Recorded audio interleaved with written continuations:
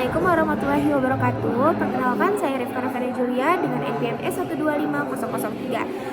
Di sini aku akan membaca buku dengan judul Linear Dasar-dasar Biokimia. Untuk babnya, di sini ada bab 24, pencernaan, transportasi, dan kepanduan metabolisme. Bab ini membahas tentang aspek pertama biokimiawi, proses metabolisme dan pengajarannya dalam tubuh manusia.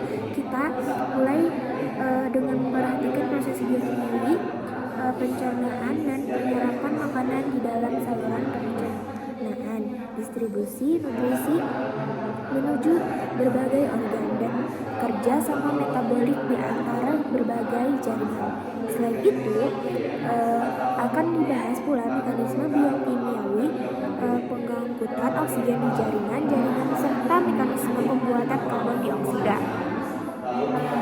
Dan berbagai hasil akhir ini proses metabolisme. Salah satu hal penerapan biokimia yang terpenting adalah diagnosis penyakit yang melibatkan gangguan proses metabolisme. Akan kita lihat berikut ini betapa pentingnya teknik pengukuran biokimiawi dalam bidang kedokteran, seperti apa penyakit diabetes mellitus, kencing manis. Untuk makanannya, makanan dicerna secara enzimatik untuk kemudian diserap. Saat proses pencernaan di dalam saluran pencernaan mamalia, ketiga jenis nutrien yaitu karbohidrat, lemak, dan protein mengalami penguraian secara enzimatik menjadi senyawa pembangunan. Penguraian diperlukan untuk bermanfaatnya karena lapisan sel dan usus halus hanya dapat menyerap molekul-molekul yang berukuran relatif kecil untuk kemudian dikirim ke dalam aliran darah. Secara contoh, polisakarida atau bahkan disakarida harus dihidrolisis sempurna menjadi komponen monosakarida oleh enzim pencernaan sebelum dapat diserap. Demikian pula protein dan lemak harus mengalami penguraian terlebih dahulu menjadi komponen unit pembangunannya. Untuk di sini ada gambar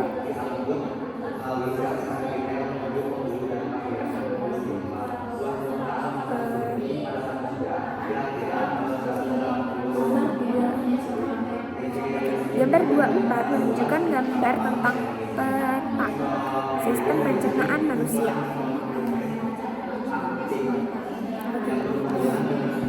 Mulai ada mulut, kerongkongan, hati, kandung empedu, usus, 12 jari, pankreas, lambung, usus besar, usus halus, usus buntu, dan anus. Bagian B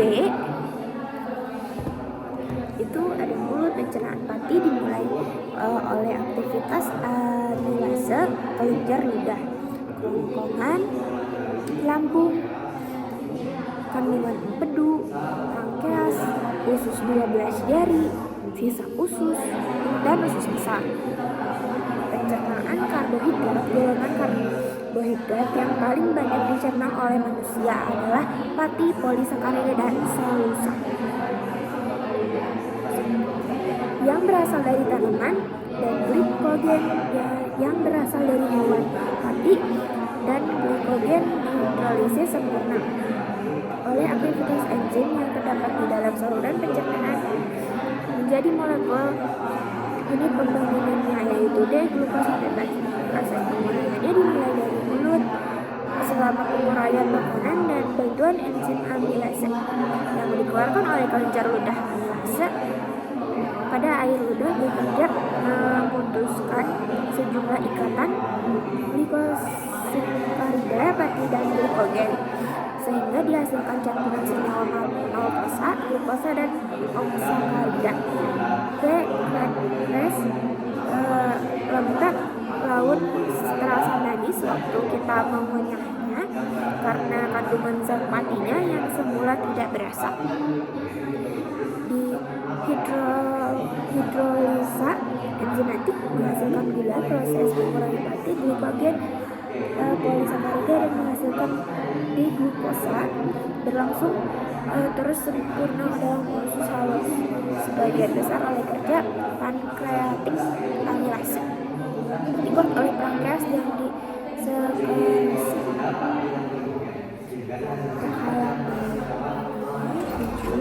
Di sini ada gambar pencernaan, transportasi, dan daftar panduan metabolisme.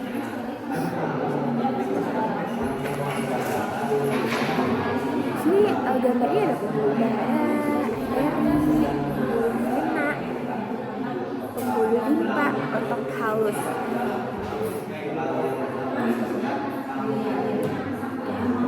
Di halaman 8, melalui saluran selulosa tidak bisa dicerna secara enzimatik dan dimanfaatkan oleh sebagian besar mamalia karena tidak terdapatnya enzim yang dapat merugikan ikatan D1-4 di glukosa. Di antara residu selulosa, jilid H1 halaman 2 akan tetapi residu selulosa tidak tercerap tersebut membentuk flak serat di dalam makanan dan memerlukan untuk kelancaran pencernaan secara baik. Selulosa dapat dicerna oleh golongan ruminansia secara tidak langsung bakteri yang di dalamnya bisa merugikan selulosa hingga dihasilkan glukosa yang mendeteksi laktat, asetat, dan propilat dan selanjutnya bisa darah. Laktat produk diubah oleh hati menjadi gula darah. Disakarida diuraikan oleh enzim-enzim yang terletak di bagian luar lapisan sel-sel epitel yang membatasi usus halus.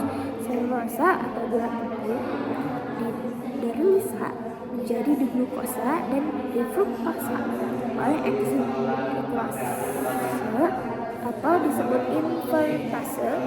Fruktosa dihidrolisis menjadi diglukosa dan degalaktosa oleh laktase atau disebut juga pegalakosidase. Fruktosa dihidrolisis oleh enzim laktase menjadi 20 D-glukosat. Bab 11 dibicarakan bahwa manusia Asia dan Afrika dewasa pada umumnya tidak dapat mencerna laktosa. Di sini ada pencernaan protein yang masuk hidrolisis secara enzimatik menjadi asam amino penyusunannya di dalam saluran pencernaan. Protein yang ke dalam perut akan merangsang pengeluaran hormon gastrin. Di sini ada gambarnya ya.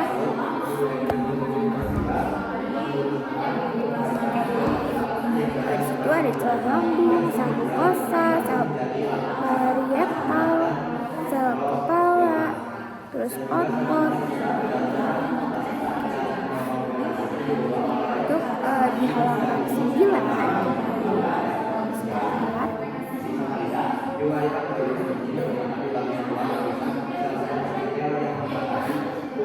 saya tabel enzim yang terlibat dalam pencernaan protein dan spesialitas ikutan peptida. Di sini ada pepsin, firfetrin, juga globulin, tripsin, lipsin, arginin, chemotrypsin, ada tirosin, phenylalanine, tryptophan, untuk karboksipeptidase itu ada residu karboksilinol yang berurutan, ada aminopeptidase, residu aminol terminal yang berurutan kecuali prolin.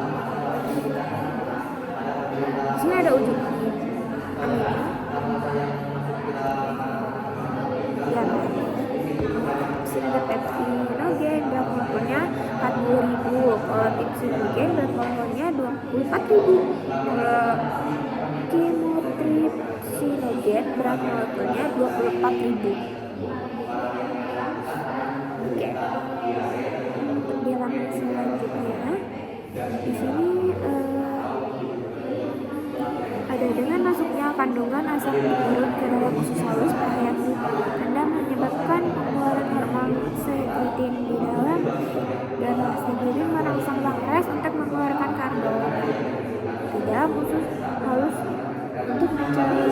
menetralkan HCl lambung. Segregating merangsang pankreas mengeluarkan karbonat ke dalam usus halus untuk menetralkan HCl lambung. Dengan demikian pH karbonat dari dalam sel 1,5 sampai 2,5 menjadi kira-kira pH 7. Di dalam usus halus, pencernaan protein berlanjut. Masuknya asam amino ke dalam usus 12 jari merangsang pengeluaran enzim proteolik dan peptidase yang mempunyai pH optimum 7-8. 3 di antaranya trypsin, chymotrypsin, sama karbopeptidase dihasilkan oleh sel eksokrin pankreas di gambar 24/5.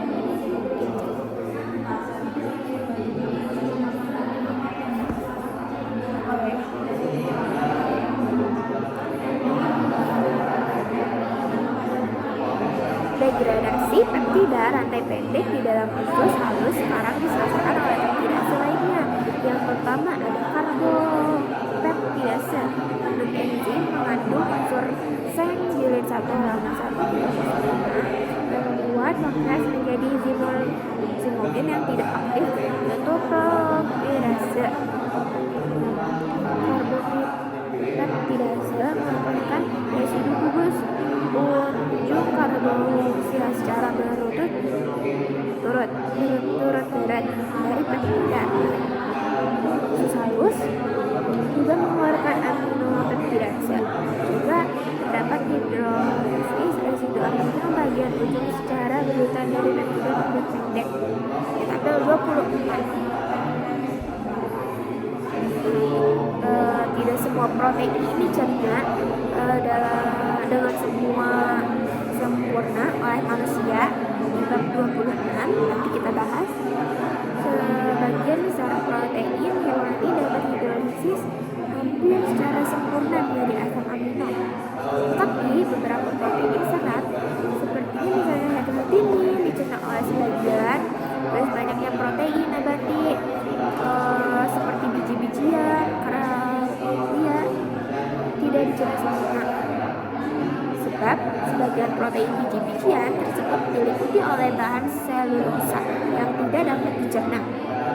Ada penyakit celiak merupakan suatu kasus yang langka di mana enzim khusus tidak mampu mencerna jenis protein tertentu dan gandum yang tidak larut dalam air, khususnya granulit, yang mengakibatkan luka pada lapisan sel-sel usus kecil. Pencernaan lemak, pencernaan senyawa trigliserol dimulai dari usus halus ke dalam organ glukogen. Populase dikeluarkan oleh pankreas di dalam usus halus tersebut kemudian diubah menjadi glukase yang aktif dan dengan garam madu. Dan protein khusus disebut polipase. Mengikat tetes senyawa gliserol dan menganalisis pemindahan hidrolitik atau dua residu asam lemak bagian luar sehingga dihasilkan satu campuran asam lemak bebas sebagai senyawa sabun dengan Na plus atau minus. Senyawa 2-monogliserol dilihat di gambar 24. Nah, kita lihat di gambar. Nah, ini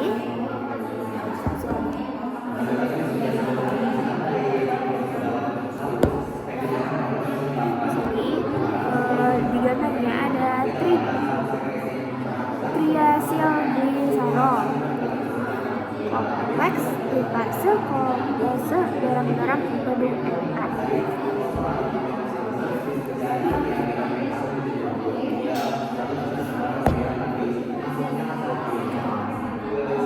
Limpa yang diserap di usus kecil ini disebut hile, getah lemak yang kelihatan seperti susu setelah makan. makan makanan berkadar lemak tinggi akibat suspensi kilomikron, yaitu butiran dari gliserol yang emulsi baik dan bergarisi setengah kira-kira 1 mm mungkin sini 1 mm kilomikron dilapisi oleh fosfolipida hidrofilik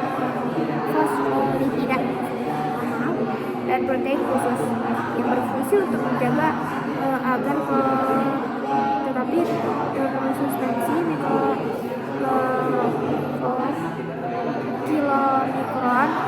keluar dari saluran menuju pembuluh subklarifa di gambar 24. Setelah makan makanan berlemak tinggi, plasma darah menjadi terlihat keruh dan tinggi konsentrasi kilomikron, akan tetapi warna keruh tersebut hilang dan waktu 1-2 jam ketika gliserol ditarik dari arah terutama oleh jaringan adiposa. Oke, kita ke gambar 24-7 ya.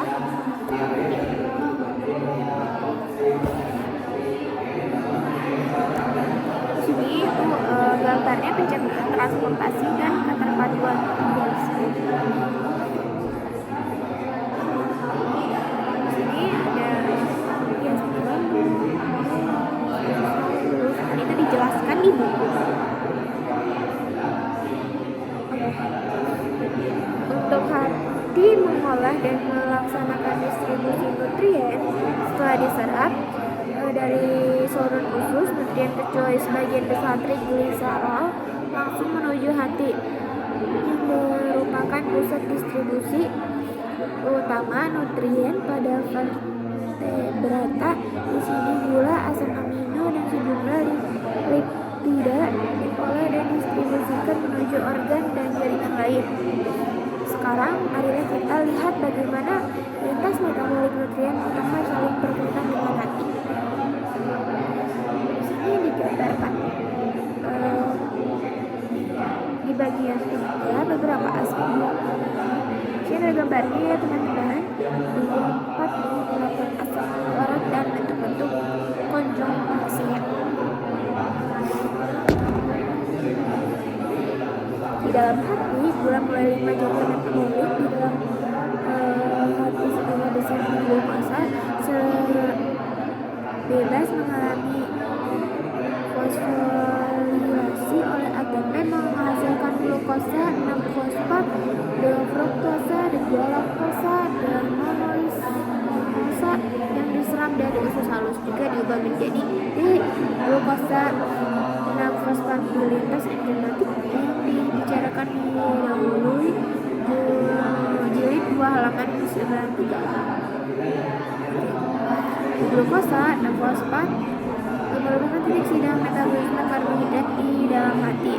Terdapat 5 jalur metabolik utama yang dapat dilewati glukosa 6-fosfat di dalam hati, bergantung kepada penyediaan kebutuhan di menit ke dari jam ke jam. Di gambar 24-9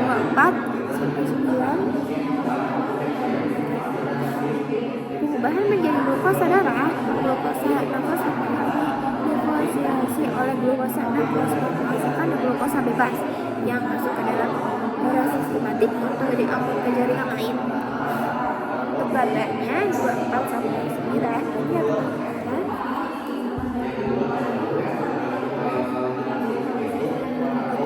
di sini adalah konsentrasi dan keterpaduan metabolisme. Situ ada gambarnya lintas metabolik bagi glukosa 6-fosfat di dalam hati. Oke, berubah menjadi glukogen. Glukosa 6-fosfat tidak segera dibutuhkan, jadi membentuk glukosa darah diubah menjadi glikogen hati oleh fosfoglucose dan glikogen sintase yang bekerja secara berurutan di 2 halaman 226.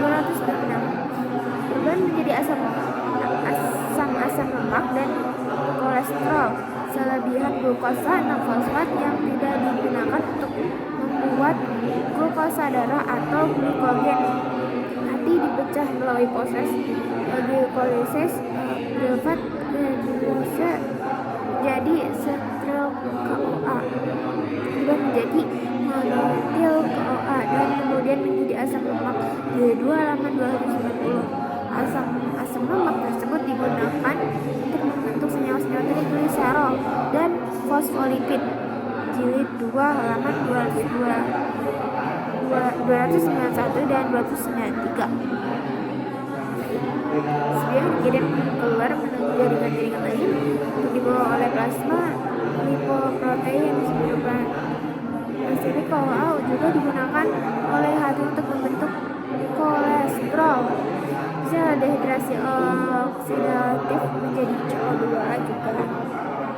Sini asal KOA menghasilkan glukosa 6-fosfolglicolysis dan karboksiasi pirufat dapat dioksidasikan melalui siklus dan sitrat pengangkatan elektron dan fosforasi oksidatif yang berikutnya menghasilkan energi dalam bentuk ATP.